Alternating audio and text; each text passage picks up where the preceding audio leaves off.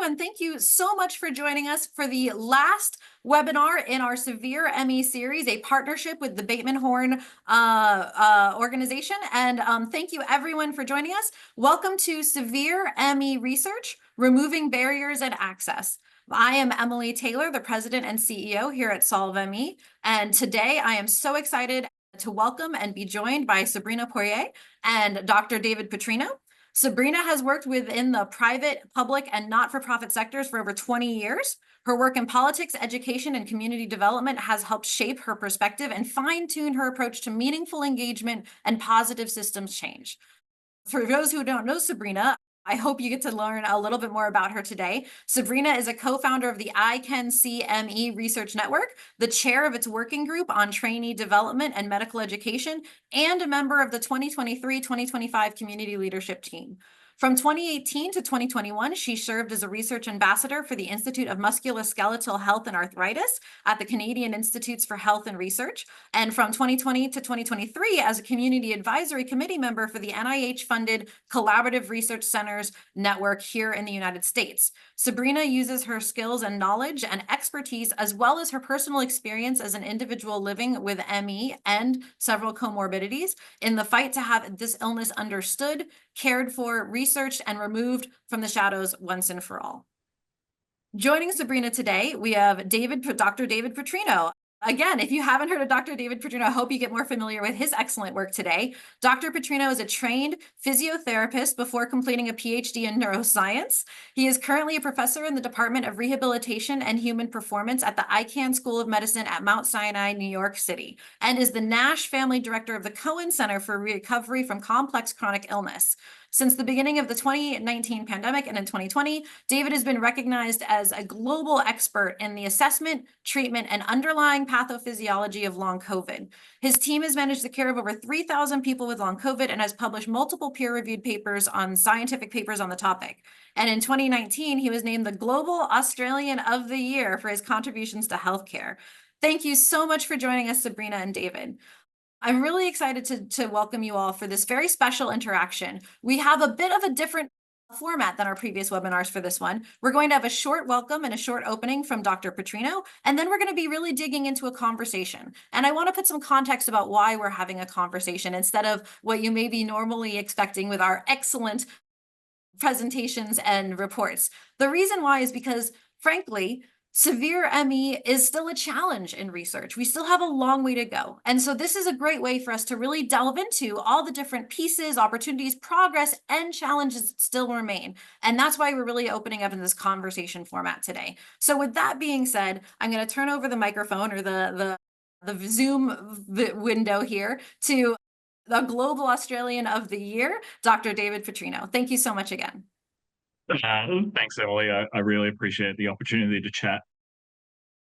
I just think that this is a topic that is so important and really needs to be solved. So I'm going to go ahead and share my screen. I'm just going to give a brief sort of five to 7 minutes on some of the strategies that I think are really important for ensuring good quality research as well as rapid clinical trial translation to practice in folks with severe ME/CFS. And to that end, I think I'm just going to boil my messages down to 3 main points that are really important. The first is, I think we need to rethink clinical trial design, and I'm just going to say 2 quick points on rethinking clinical trial design. The first is, I think sooner rather than later, we need to be moving away from randomized controlled trials of single drugs. And we need to be talking about more sophisticated and complex clinical trial infrastructures that will allow us to engage in combination drug trials for people with living with severe ME/CFS. The reason that I think this is because if you speak to most people who have been living with ME/CFS for a while, it's not a single drug or a single supplement or a single substance that moves the needle for them. It tends to be a number of different interventions all at once that is making the difference. And right now, we have not had any randomized controlled trials that look at combination therapies in this way.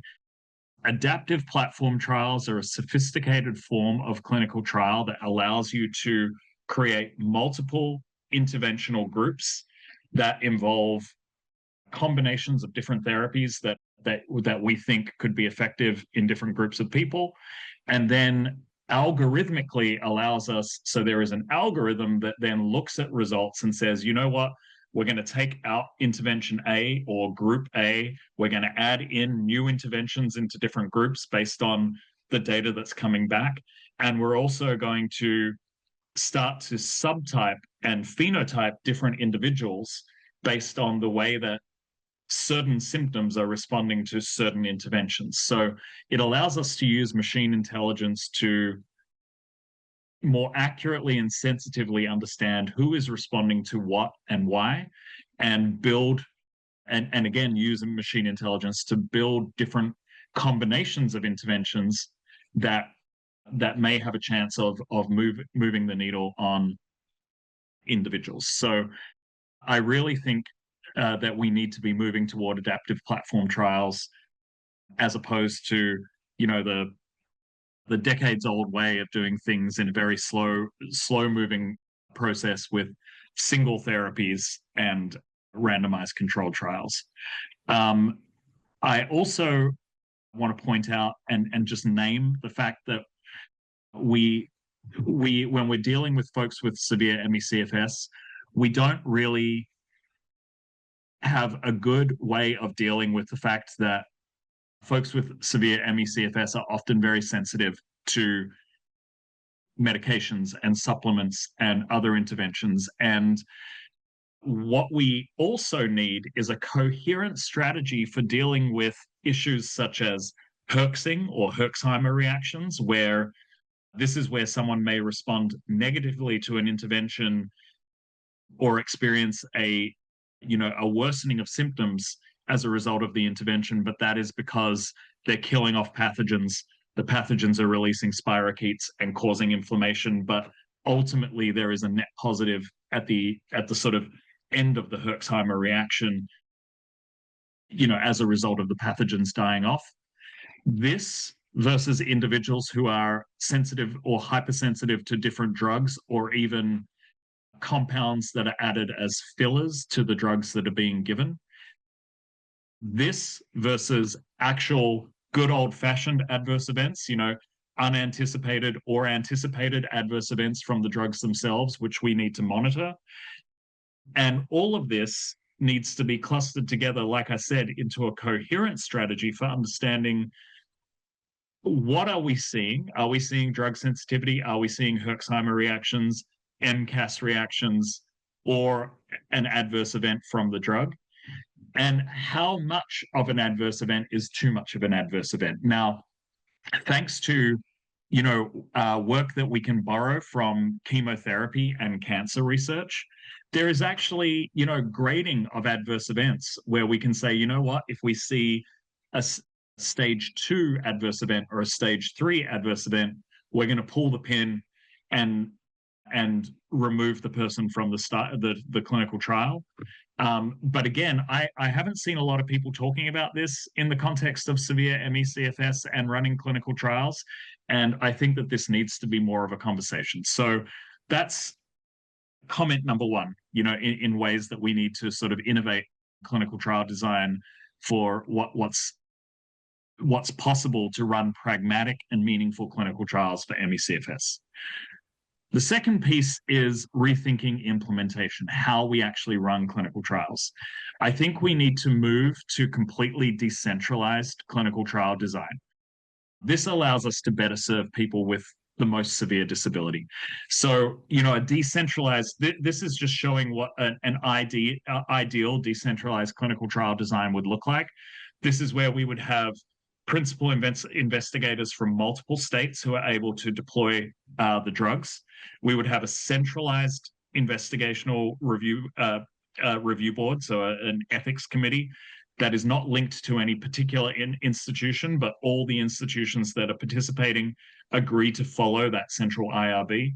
We would have visiting nurses performing the visits, doing the blood draws, and completing the study assessments for the study team. The drugs would be prescribed and shipped to each participant in the home by physicians in each state making the prescriptions. And then we would have a centralized data repository that allows us to do analysis and publication. I know that this sounds, theoretical and wonderful, but we actually did it. We did it in long COVID, and I had the honor of my life getting to work with Harlan Krumholz, who was an incredible innovator in medicine in general, and of course Akiko Iwasaki, who's one of my favorite collaborators. And this was for Paxlovid, but we were able to complete a phase 2 double-blind RCT in a completely decentralized way, where we were able to complete 100% of our recruitment, which was 100 participants, inside of 12 months. In under 12 months, we recruited 100 people. We were able to get participants from 50 contiguous states. We weren't able to ship blood across water, which is a weird law, but that was that. So states that were not in the contiguous United States, we weren't able to include, but that's something to improve on for next time. We were able to create a good net promoter score. People enjoyed being a part of the trial, and it was cost effective. Although it was more expensive than running a general clinical trial by a few $100,000, that additional cost was more than made up for by the fact that we were able to knock out recruitment inside of 12 months. If you are NIH funded, something I'll get to, in a moment, to run an RCT like this will take, you get funding for about 5 years to recruit 100 people. We were able to recruit 100 people inside of 12 months. So rather than keeping the study open for 5 years, which costs considerably more, we were able to, spend a little bit more on the front end on logistics, but get it done quickly. So finally, I just want to talk quickly about rethinking clinical trial funding sources. This is more, everything else I've shown you so far is evidence-based. This is me just talking about my opinions now. But I really want to talk about the fact that folks with severe ME/CFS deserve answers today. They don't deserve answers in a few years. And right now, if we follow an NIH model of funding health tech innovation, it takes 17 years to get something from bench to bedside. Bench being we're making discoveries that something may work. Bedside meaning common clinical usage, insurance-covered care. This is just an absurd number that is way too long. And so we need to think about funding sources that fund high-risk disruptive innovation as opposed to low-risk incremental innovation, because those are the funding sources that are going to shrink that time frame. So I'm not going to go into every single funding source here, but I am going to say that we have groups that are good for creating brand new care paradigms, which is what we need right now for severe ME/CFS and other infection-associated chronic conditions. And then we have groups that are really good at creating incremental innovation and optimizing existing care paradigms. So I just want to say on this slide, I'm not saying that the slow, plodding funding agencies are not necessary. They are highly necessary. And I deeply respect many of my colleagues who do the slow incremental innovation work because it's so important. But it's just not what we need when we have no paradigms for care that have been accepted by insurers. That's where we need the high-risk disruptive groups. So I hope that has all been clear. Those are my 3, really big picks for how we create good clinical trial infrastructure for folks with severe ME/CFS, and I will hand it over for some discussion now. Thank you so much, Dr. Putrino. As always, I love to hear your vision for what different approaches to clinical trials, especially decentralized clinical trials that can include people with severe illness in a more meaningful way. And I'm so excited to dive into the conversation, but thank you for that, teeing us up in that really great way, and appreciate your opinions so highly. The one thing I'll just say is we've divided up our topic here for Three parts of our conversation. We're going to start by looking at some of the barriers that severely ill people with ME/CFS face in trying to participate in research studies. Then we're going to look at study design and discuss a little bit more about how researchers can work with patients to design studies that better accommodate people with severe illness. And then last, we're going to have a discussion about what people who are experiencing severe illness and their caregivers should consider when thinking about joining a clinical study. Some kind of real world advice for if you are thinking about being part of a study, what are some things you need to be mindful of for your own health? So we have a lot to cover and some great topics to dive into. So with that, I'm just going to dive right in. So this question is for both Sabrina and David. What are the most common obstacles that severe patients with ME/CFS or other severe IACCs face when attempting to join a clinical study? Maybe I'll go first on this one. So I looked at this through a really practical lens, both as a patient who struggles to access the studies and also as somebody who's working with the researchers and having these conversations about how we can do better. And some of the common obstacles that ME patients face are sometimes even finding out about the studies. So for example, if you're announcing a study through a clinic or a particular clinician and the announcements are in their office or going through their email to their clients, it's going to be very hard to sort of expand that to an audience that's going to reach severe patients. Finding out about the studies on social media can help a bit, but as we know, the platforms are changing so rapidly right now, and our community is struggling a bit to find where it's going to land in those platforms. But certainly we can do a lot through platforms like Blue Sky to be able to promote studies and make sure that we're hashtagging, we're connecting some advocates, some key people to those posts. And then, for me, I vet every study that I'm asked to promote. And if it feels like a safe or reasonable study, then I will promote that out to my network. And so I think really using the community to the best of our ability is really an asset we have.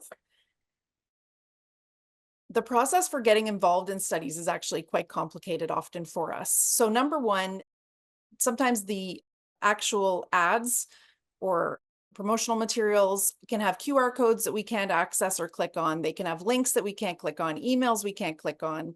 And then the eligibility isn't clear. So we have to contact and ask 5 questions back and forth. It's a lot of back and forth cognitively for severe patients or their caregivers if they're getting help.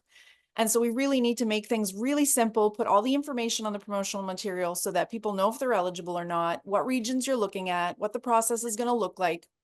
And then if you have something, make it clickable or put it in the text so that it's clickable, because I really feel like that's one of my biggest pet peeves is trying to write somebody's email out. When you're cognitively challenged and exhausted, one mistake and suddenly you're not reaching the right person. Informed consent can be quite hard to understand. It can miss out on some very real risks sometimes with severe ME. So that's something I think research teams need to be mindful of and aware of and maybe offer some support. Setting up travel to and from the location if travel is required. If there's no travel required, there's often really extensive instructions and back and forths and mailing packages, and all of these things are incredibly difficult. So just streamline wherever we can and make it as easy for the participants as possible, and then offer support and help so that if they have questions or they're not sure, they can reach somebody quickly and easily. The study itself can be intensely packed.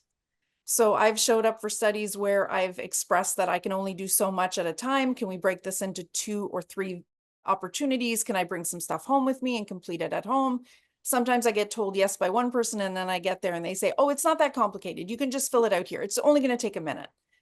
By the time I'm done with 2 questionnaires, I'm done. Like I've got nothing left in the tank. And now I have to do a 6-minute walk test or a tilt table, which, some of these things are just not necessary measurements for our community. And so there's that problem as well, that researchers are often using what they've always used. And with our community, that needs to be thought about and considered. Is this the right measurement? Is it worth putting somebody through this? What are we going to get out of it? And then sometimes just how much we're walking through the hallways to get to the study location. That's something that's often not thought about. The travel to the location, the travel within the building, whether there's elevators, all of these kinds of things can be quite cumbersome. And sometimes we're not booked at times of days that work for our body. So I only function for a few hours in the afternoon. Thankfully, we're doing that during this time. But if this was a different time, it would be very hard on my body and I would take longer to recover and I would crash harder. And sometimes there is post-study follow-up that can come too quickly when we haven't recovered yet, or they don't follow up at all. And so that always makes me a bit concerned that nobody's checking to see how the patients are doing after they've been put through something fairly physical or cognitively challenging, which we know causes PEM. So it makes me wonder if they understand PEM if nobody is checking. And also, why aren't we tracking that data? Why aren't we tracking what the effect of the study was so that we can learn from that? Even if we don't publish that data, isn't that interesting for the research team to have a better understanding of what their study did to somebody in our condition? So those are some of the things that came up for me when I was thinking of this, just as a person who's been through a lot of studies and helping researchers, is really streamline the process everywhere we can and make it as easy as possible. And don't assume that you understand what it's like to be us, even if we look okay on the outside. Ask us what we need. Ask us again, because sometimes we'll be shy. And then just, if you can't do it, just say, you know what, we can't do this, but we can do this. Or what if we offered help here if we can't offer help here? And just be really genuine and upfront about that. Thank you, Sabrina. Those were some excellent insights. And it sounds like you've felt a lot of different barriers and pressures as you've even delivered these insights to the system, and seeing how these can evolve for including patients with severe ME/CFS. Dr. Putrino, is there something that you would like to add to that question? Is there something from your perspective in terms of barriers that you've managed to identify and overcome in research for this population? I mean, I think that was a really great list of things, and I'm glad that this is being recorded, because I was sort of repressing the urge to take detailed notes on that. But you know, in general, I mean, I think the main theme to strike on here is, if both researchers and prospective participants just maintain an open and respectful dialogue of what's going on, because sometimes there are reasons that are outside of the researcher's control that certain things are being done a certain way, which may not make sense for, you know, a population of patients, and that really sucks. That's really terrible, but it is sometimes out of our control. And as Sabrina mentioned, if, you know, the researchers can hold on to, you know, the sort of like ego and defensiveness and just be like, I know that this is not ideal, and these are the reasons that we have to do it this way. Here are the compromises that are available. Do any of these things work? And whilst also understanding that, like, if nothing works, then maybe it just can't work out this time, and everyone can remain respectful, and, you know, as we all go about advocating for policy changes and so on and so forth, that can be more accommodating. But in general, the main theme here is open communication. You know, like, if there is a reason why it has to be a certain way, great. If there's not a good reason, I think that researchers should have enough, you know, humility to say, you know what, that's a really good point. Let's put in a protocol deviation. Yes, it's a little bit more paperwork for us, but whatever. And let's include you into the study, or let's make the accommodation that's necessary. And I do think that we need more of that in general. I couldn't agree more. That's such a fantastic take on that inverse side of the experience when you're on the research side of the equation. So Sabrina, you had a great list of all of these different barriers that patients can experience. Do you have any suggestions on maybe some tools or mechanisms or approaches that can help overcome those barriers? Yeah, so I thought about that, and a little bit later I will kind of give some ideas. But I think first and foremost, I think the responsibility and the onus is on the research team. I think often we kind of ask the patients and their caregivers to accommodate and create accessibility for themselves. And I totally get what Dr. Putrino is saying, and I love the way he said that. There are times where we can't change things, or we can learn from them, but it's incremental, or it's going to be for the next study. But I think so much of this can be expected and planned for and designed around. And so I'm a big proponent of designing with patient partners for studies. And this is part of the reason why, because we will be able to call some of these things out very early and really support the design being as accessible as possible. Again, we're never going to be able to be perfect, and we're always going to be missing some of our sickest patients who are just so sick that they can't participate. And we know that, and None of us like that. So we're doing the best we can in every situation to be as accessible as we can. So really having the first step is really that conversation, and you know, you're going to hear some things from the study participants as they come in. Sometimes people are going to email you some feedback. I think, you know, gathering all that and collecting it is important. I think sitting in webinars and hearing people talk about these kinds of things, like today I'm talking about this. Hopefully there are a few researchers listening who are like, oh, that's an idea I could implement easily. Every little bit that we chunk away at this is going to make things better for the patients. And then I think, you know, none of us have ever expected researchers to kind of guess at this. So as Dr. Putrino said, that open communication is ongoing. And listening in the community, like we'd have a lot of these conversations online, on X, on Blue Sky. A lot of our researchers are there with us, and they either don't follow us or they don't connect into that conversation, but there's so much to be learned, and there's so much that can be accounted for and planned for when we work together. So I'm a big proponent of patient partnership. That's a term that's still really new to a lot of researchers, but the more we work together, I think the better we get it, the accessibility piece. Brilliant. That's such a good segue into our next topic. But David, did you want to respond real fast before I move on? Oh, yeah. I mean, just one thing popped into my mind as Sabrina was talking, which I just think should also just be named and thrown out there, is understanding. I think it's really also important to sort of, for anyone who's thinking about engaging in a clinical trial, understanding the difference between engaging in a treatment versus engaging in a clinical trial. This is something that we face a lot of the time in sort of having these conversations. And I say this with like full deference to the fact that folks are in a desperate situation and sometimes just trying to get their hands on anything that might help. But understanding that if you're taking part in a clinical trial, that the primary purpose of doing that is to contribute to science. So what that means is you may get a placebo. We can't guarantee to put you in an interventional group. We're blinded. We don't know, you know. It also means that if you're in a position where your health is particularly unstable, you know, and you think that this is a really promising treatment, maybe don't take part in the clinical trial because, you know, check in with yourself, talk to the researchers, you know, or maybe wait 3 months until your health is in a more stable place. And one of the things that we always try to do with our participants is, if we're testing a particular compound or drug combination that we think has promise, but we also think that, you know, it's not so experimental that we can prescribe it off label. If we meet with a person who's in a particularly desperate situation, we'll often say, look, being part of a trial may not be for you, but let's talk with your physician and let's give them the dosages, and you guys can make a informed decision together if this is something you want to try off label, as opposed to being a part of a research study that contributes to the science. And again, there's no right or wrong here. This is a conversation. It's not, you know, we do this all the time in a single way.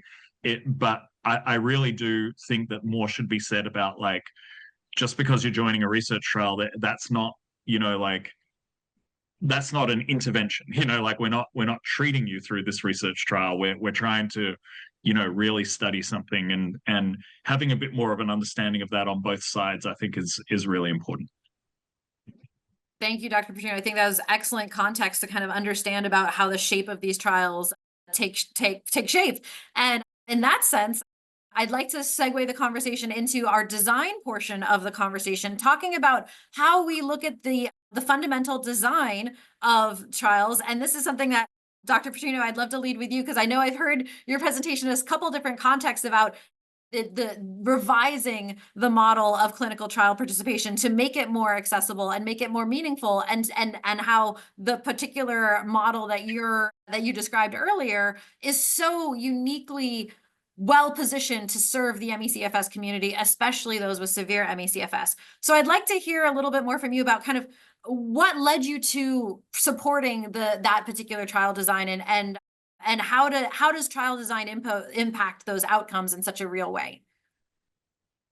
Yeah, I think when we're dealing with infection-associated chronic conditions, and again, I'm going to share opinion, not the scientific fact at this point, but when I look at IACCs and I look at ME/CFS and I think about how we should be tackling this sort of disease state, my mind pretty quickly goes to the way we've addressed cancer and the way that we've adopted a very aggressive precision medicine approach to cancer that involves gene phenotyping, that involves biopsies, that involves a very data-driven approach. And so then people can be diagnosed, people can receive the same broad diagnosis. You can have 12 people diagnosed with breast cancer, but because of the effort and the intention and the philanthropy and the research work that has gone into cancer, these 10 or 12 or 15 different people with the same broad diagnosis have very different subsequent detailed precision diagnoses, and then have wholly different interventional approaches. I firmly believe that ME/CFS is no less complicated. It may be more complicated, and yet, when we look back on things, we still see single drug trials. We still see, people saying, let's give ivabradine to everyone who has POTS and long COVID. We still see, single monotherapeutic drug trials going through. And ultimately, the legacy is very clear. For the last 40 years, there's not been a single FDA-approved drug for ME/CFS. That has been the legacy of a single monotherapeutic approach. So we need combination therapies. We also need, prior to validating combination therapies, we do need smaller CTs that do very detailed responder analyses to understand who responded in this trial. Like, even if it's only 5% of people, can we thread together a common thread between the 5% of people who responded well to this drug? Was it because they had herpes virus reactivation? Was it because their heart rate variability looked a certain way? Was it because, they had hypovolemic POTS or something of that nature? And pairing that very analytical approach of working hard on detailed phenotyping and then building into sophisticated adaptive platform trial methodologies that allow us to trial multiple drugs at once, that's really the way forward. And again, I'm not designing this from the ground up. There are millions of really wonderful researchers in other fields who have done this. And when you look at my title at Mount Sinai, my title is innovation, and innovation is just dragging things from one field and bringing it into another, and that's what I'm trying to do here. It's not me designing anything. It's me just saying that worked really well over here, over there. Why can't we have it over here? I love that. Fantastic. And Sabrina, I'm sure you're itching to respond to that, but as someone, Sabrina, who has advised and helped guide the design of clinical trials in both your role as a patient engagement expert and in your role in research, how would you say you weight clinical trial design in the process of including people with severe disease? And if you'd love to respond to Dr.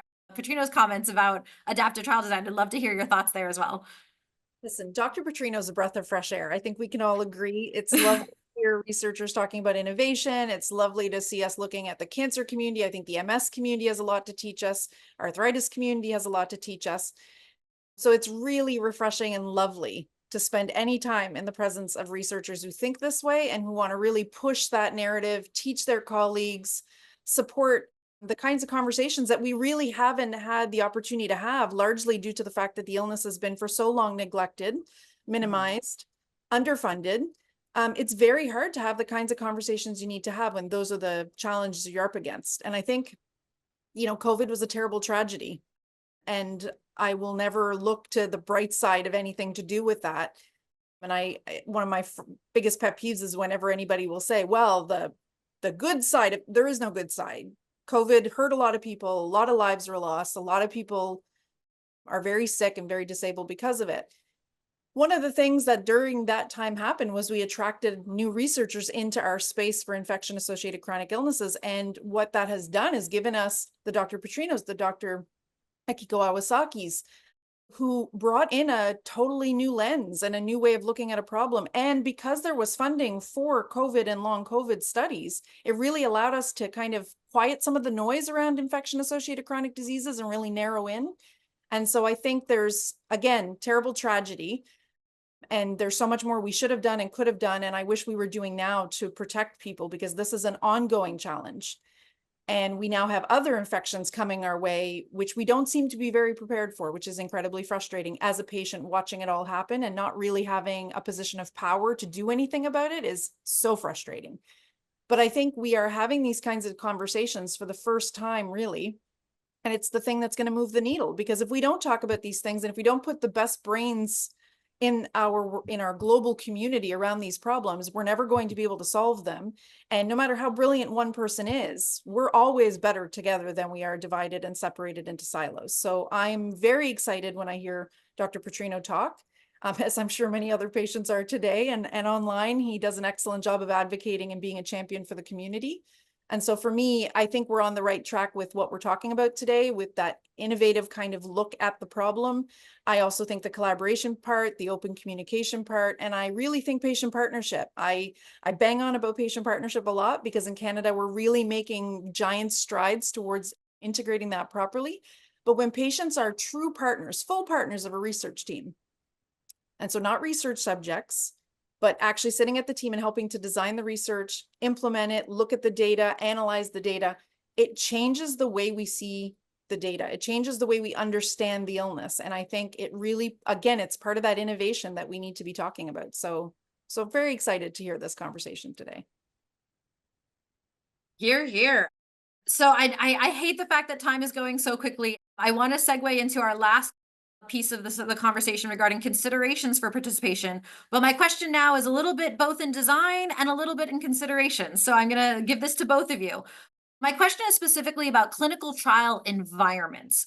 What this is inspired a bit by the opportunity I had to tour Dr. Putrino's lab, and I was touched and moved by the immense thought and care that was gone into the physical environment around that you created for patients. And so I was wondering, as you think about design and as you think about the way that design then influence patients in a very real way, especially severe patients, how does the environment in which you create the study impact that? Yeah, I mean, it's everything. I think, you know, to again, to borrow from another field, one of the most cogent examples I saw of this before I was ever involved in anything to do with infection-associated chronic conditions, so this is 2017. I had no idea that, we had no idea that COVID was coming, and I was quite unaware of a lot of things to do with infection-associated chronic conditions, other than a few papers I had read here and there. And I was doing a lot of, chronic pain research, and many of our neuropathic pain, patients who had neuropathic pain, which is pain that comes from their nerves, specifically, and dysfunction of their peripheral nerves, we were holding a community co-design session with a bunch of folks living with spinal cord injury in designing a clinical trial. And one of them brought up the timing of the trial. They were like, well, you don't, and they said I've got a recording of this, and I will never forget how casually this was just thrown out into the realm of like, well, you don't want to start the trial now. We're moving out of winter. And I was like, what do you mean? And they were just like, oh, well, like my pain's going to completely change because it's going to start to get warmer.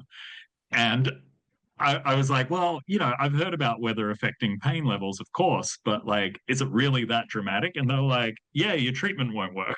Like, and again, it was so casual. And then everyone in the group, there was like 9 folks with spinal cord injury, and they all nodded like it was just the most obvious thing in the world. And based off of that, we did a meta-analysis of every neuropathic pain trial ever done, and not a single one listed weather as a covariate of measuring their outcomes, despite the fact that it's a highly quantified, thing that you could actually covariate, you could account for, because the Bureau of Meteorology documents it. So all you need is your patient's zip code and how many hours a day they spend outside.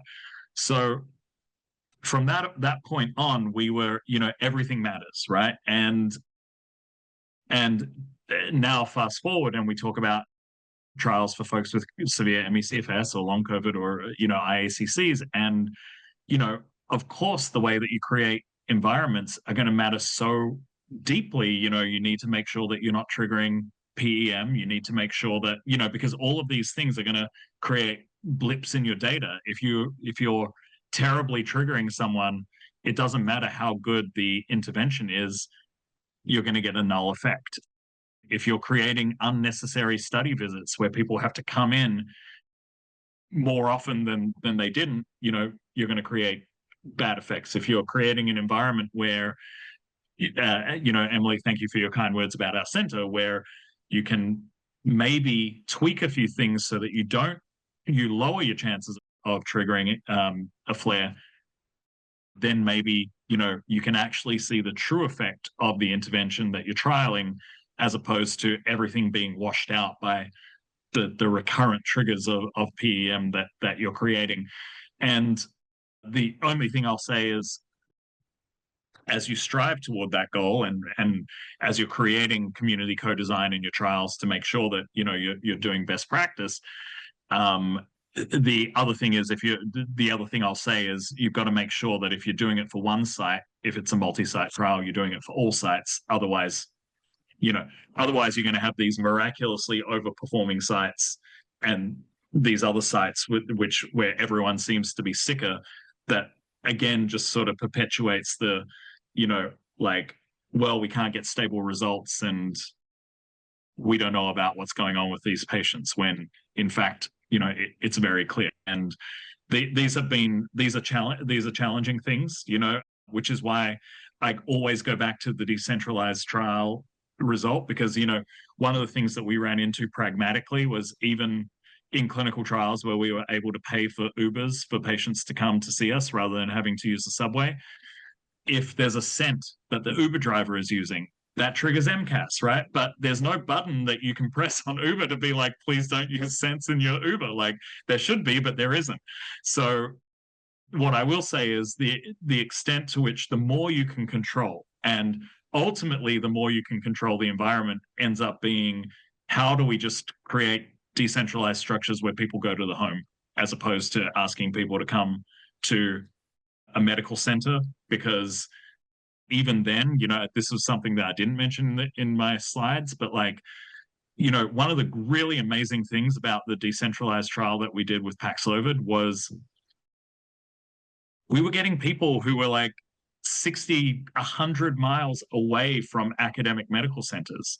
People who have never had the opportunity to participate in an interventional clinical trial were participating because we decentralized the whole thing. So I'm really I'm really sold on this decentralized approach for clinical trials.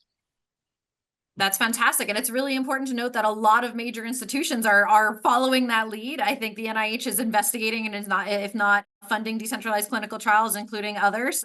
And it's one of the models that our organization as well is looking to promote and continue. So I think the more we can kind of call together for that need for decentralized clinical trials, I think that is going to be really powerful. Sabrina, I wanted to give you the chance to jump in on the question of environment. I just recalled during some of our preparations for this conversation, we discussed some things about environment that are often overlooked that really have a huge impact on clinical trials. Things like distance from the parking lot. Is there transportation? Do folks have to walk? Is it too cold? Is it too hot? Are the folks wearing masks and preventing potential other spread of disease for especially folks who are maybe over sensitive or have immune challenges. So just those are some of the ideas that we talked about in our previous conversations, but I'd love to hear a little bit more your thoughts about that link between clinical trial environments and outcomes.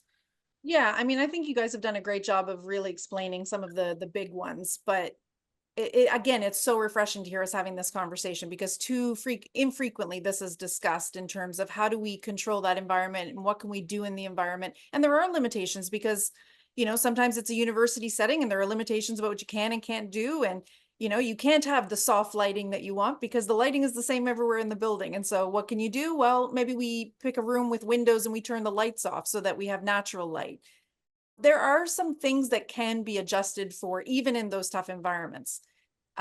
Earlier, we talked about nurses going to homes, and that's something that we've had a little bit of experience with here in Canada. And one of the things that we've heard from patients is that, and these are severe and very severe patients, there was an element of excitement about somebody coming to take their blood and do it, include them in research. With that, of course, excitement can come exertion, and with that exertion comes PEM. So right away, even if we're going into somebody's home, we shouldn't assume that we're preventing PEM, but rather that we're minimizing the impact of that PEM. The other thing is, I think there needs to be training for the nurses. So when we think about the environments that we have, if they don't really understand ME, and how can you really ever understand ME if you're not living with it? Because I mean, I've been with this now for 17 years. I am still trying to find the right language to explain to healthy people what this feels like and looks like, and I still struggle. But we do need to make sure that training is provided for nurses that are going into the homes, for the staff that are in these environments, because ableism is kind of part of society. It's an unfortunate, terrible part of society, but we've all kind of been conditioned to look at things a certain way when it comes to disability or chronic illness. And even as patients, we have internalized ableism. We're sort of ashamed to be sick or to ask for help. We feel embarrassed, we feel guilty, we feel like, oh, we didn't do as good of enough job, we should have done better. So knowing that those things are there, there's a sensitivity that can be brought from the nurses and the staff if they're well trained. Because I heard from severe patients who said, I got up and cleaned my house before the nurse came over because I was so embarrassed by the state of my home. And I said, but you're sick and you have no support. So the nurse should know going into your home that that is not your fault. You shouldn't feel any kind of anything about that. And also, doesn't that throw the results off if you're getting up and you're running around the day before the nurse is coming to try and tidy up? Now we don't know what's causing what. So I think it's just being able to bring that kind of sensitivity and that compassion to the situation, and giving as much training as we can and making sure we have up-to-date information is really important. And I think we all talk about that. I hear a lot of researchers saying, yes, our staff is really well informed. And when I spend 5 minutes with them, I can tell you that they're not. So we need to do more training for staff. And that includes the nurses that go in, that includes the researchers. I think patients can be really used well in this case to bring a lot of knowledge and opportunity to see things through a different lens. Those are excellent points, Sabrina. Thank you for sharing. Now I'm going to transition us to the last part of our program, which is questions from you all, the wonderful questions that have been coming in from the audience. And we've been trying to answer and triage them. We have so many. We have over 50 questions. So we're not going to be able to get to everybody in the time we have left. But I'm going to try to cherry pick a couple questions that hopefully answer multiple questions at once. So here we go. The first question I'd like to ask comes from anonymous attendee. Welcome, anonymous attendee. What are some of the best practices to meaningfully partner with severe ME patients and their caregivers in research as patient partners? Can you share some concrete examples of what that partnership looks like? I can start with that one, I guess. So what we do in our case is we form relationships informally and casually in the beginning with everyone in our community that wants to build a relationship, get to know sort of where the research is at. So it's very informal and it's very casual and it's very just relationship building in the early stages. And then from there, people will sort of start to show that they're more interested or they'd like to get a little bit more involved. And then I'll spend some time one-on-one with them and say, well, these are some of the things that we're currently working on or working through. How does that feel for you? Like, what would your needs be if you were working on this? And then we can get into some specifics. Like, for example, can you do Zoom calls? Not every severe patient can.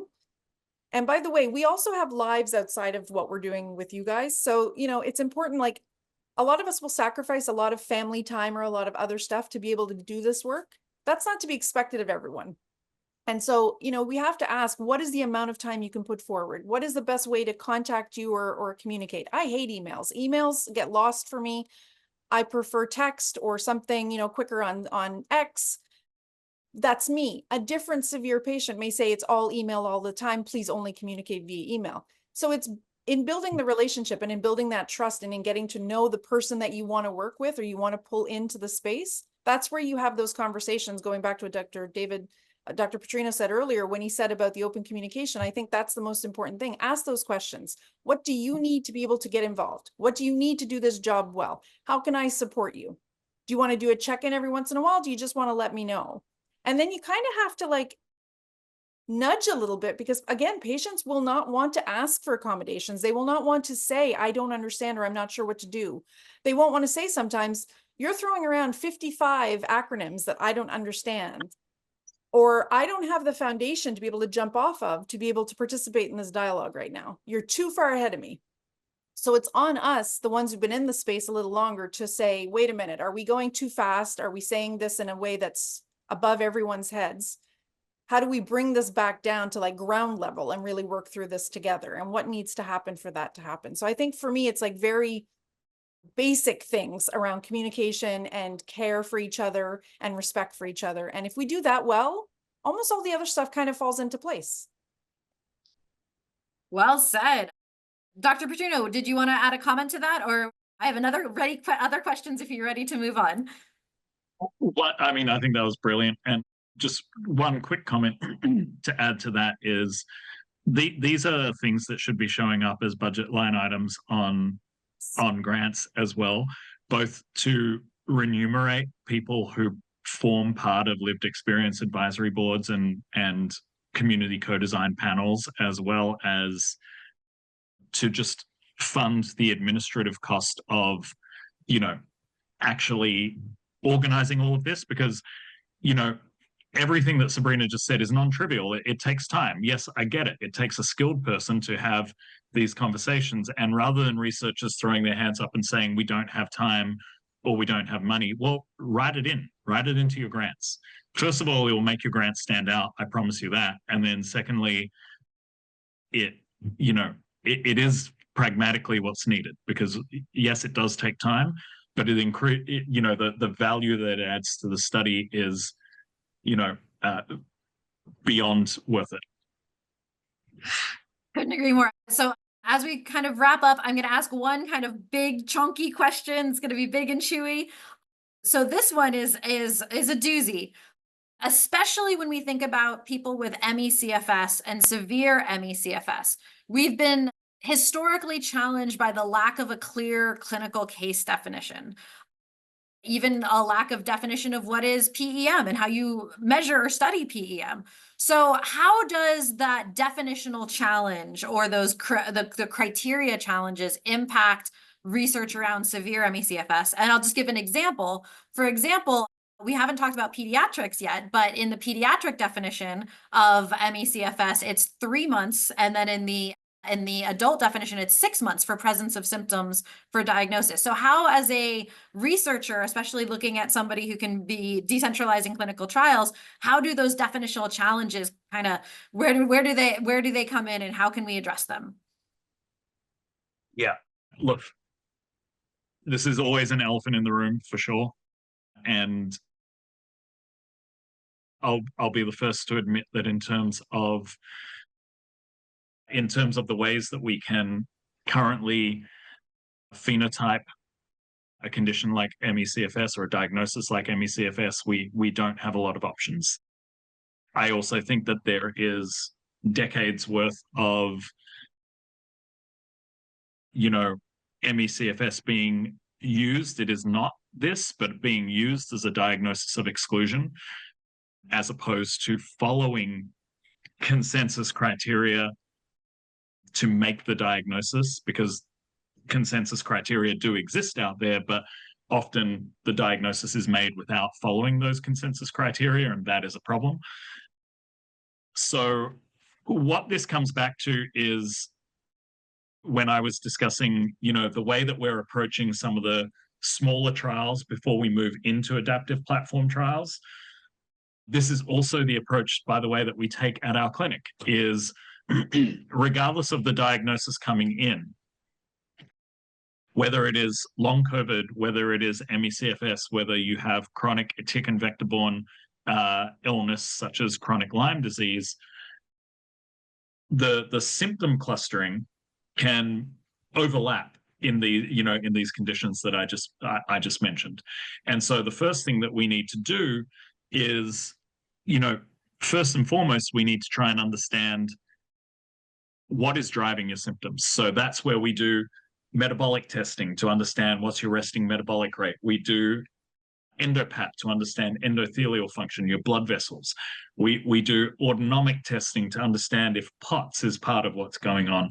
And then when we start to see, okay, well, you have autonomic dysfunction, so we're going to give you blood pressure medications. We're going to give you, saline out the wazoo and lots of hydration. And we're going to do, a breath work and autonomic rehabilitation versus your metabolic rate is out of whack and you have what seems to be a Warburg-like effect going on in your cells and you're producing lots of lactic acid and, your aerobic and anaerobic energy systems seem to be completely out of balance. So we're going to give you antioxidants and we're going to give you mitochondrial function, supplements, and we're going to give you things, we're going to try out things like metformin and rapamycin and, and other medications that can improve metabolic balance, GLP-1 agonists. These are the ways that we make decisions. We also need to start making space for that in clinical trials. And we need to start by saying, okay, we know that maybe only 10 to 20%, given how broad the definition is, we know that only 10 to 20% of people are going to respond to our first shot across the bow of intervention. But we're going to better understand and phenotype who responds so that then we can do a larger trial where we only include people with that physiology. And then we can say, okay, if you have an ME/CFS diagnosis plus your resting metabolic rate is 30% higher than your predicted resting metabolic rate, you're going to respond to this drug. And then we can, make a proper statement about ME/CFS diagnosis plus physiological biomarkers that predict response. I love that vision. I can't wait for it. Sabrina, I want to give you the final word. Please jump in. Yeah, I was going to say, can I just jump in? Because I think one of the reasons this criteria question is so important is because we are often in research studies looking at the mildest patients among us. And the way that the exclusion criteria works, and many researchers will use several criteria to kind of try to double check themselves. The exclusion criteria remove so many extra things that are often comorbid with ME. And so again, the longer you've been sick, the more comorbidities you tend to have and have accumulated, whether you know that or not, whether you've been diagnosed or not. And so we are removing the sickest among us out of research and not studying them correctly. And one of the other issues with the criteria, and again, it's not a diagnosis of exclusion, it is criteria that you must meet to be able to be diagnosed. And if your doctor hasn't done that, you should go back and work that through because you want to be sure you do have ME if you have ME.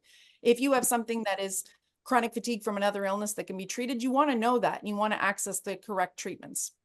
But we have on average maybe 100, 150 symptoms kind of fluctuating at all times. We don't talk about that in the criteria enough. And so often I've met researchers who think that the only thing we have are either cognitive dysfunction or orthostatic intolerance. They think it's one or the other because that's how the criteria is set up. So we really need a giant update of the criteria. And I think the consensus is a step towards that. But for me, I really want to see a complete update. I want to see all of our researchers getting together and I want us to see us moving that criteria into 2025 and future years. I want us to call out those symptoms. I want us to acknowledge comorbidities are normal and expected and what those common ones are. I want us to have better measurement tools for PEM because we have one tool and it's awesome to start that process, but many researchers are still not able to use it effectively and they don't understand what PEM is. So they don't know when they're seeing it. And so they're conflating it with exercise intolerance and fatigue. And even some patients are doing that because we don't have the enough language and we don't have the right tools. So I would really love us to, like, if I could do one thing before my time on earth is done, it would be get the criteria updated, because I think everybody would benefit from it. And I think we could put some strong and important caveats in there to really help researchers understand what they are and aren't seeing. So I'm very passionate about that. And I think we should have more sessions with Solve and Bateman Horn to talk about some of these things. So I'm going to make a plug for maybe more sessions in the future where we talk about some of these. I love it. I love it. And I hate that we're out of time because we could dig into that more, but with that, we'll have to wrap up. Thank you so much. Just really quickly, Dr. Putrino, I understand you're in California this week for a couple of events. Would you like to share just really quickly a moment about those events that you have coming up? Yeah, I will be here, and I'm currently in Ventura, and I'm going to be in Santa Barbara, really speaking to a number of hospitals and hospital systems and medical residents and educational programs, really just sort of detailing how our core clinic runs and how it works, and hopefully showing folks that they too can form their own clinics, because we're not trying to be a destination clinic. We're trying to be a clinic that launches 1,000 clinics. And so I'm out here doing a lot of sort of free educational events for clinicians, for patients, for providers of all sorts, to try and, just share our program and share how we do what we do. And hopefully people can take parts of that are useful and build their own programs. Fantastic. Thank you so much. So we're excited to see those events. We look forward to seeing them. And thank you so much for joining us to share your thoughts, Dr. Putrino. Sabrina, thank you for joining us as well. This has been an absolutely amazing conversation. I think we've uncovered a lot and a lot more to do. So with that, we hope you enjoyed our 4-part webinar series, Severe ME/CFS, Care, Rights, and Research, produced with our partners from the Bateman Horn Center. Thank you all so much for your contributions. Just a reminder that if you'd like to see more of these educational webinars or would like to support our research and advocacy efforts, please consider making a donation today. Donations from this webinar are split between Bateman Horn Center and MEC and Solve ME, because this is a partner event that we're working on collaboratively. Just a reminder that attendees of today's event will receive an email with link to a recording of today's session, and we'll also be posting it on our social media accounts and YouTube channel. After your event ends, you will see a brief survey appear on your screen. If you have a moment more, or a few spoons, we would love to hear your feedback to ensure how we can improve and make these series better. And so with that, we'll wrap up for today. Many, many thanks to our amazing panelists today, Sabrina and David. Thank you so much. Thank you to everybody who attended today. Thank you to our previous panelists on our previous 3 series of this Severe ME/CFS series. We hope that you enjoyed, and we look forward to bringing you many more of these educational opportunities in the future. Thank you all so much for your time, and have a wonderful, healthy, and safe rest of your day.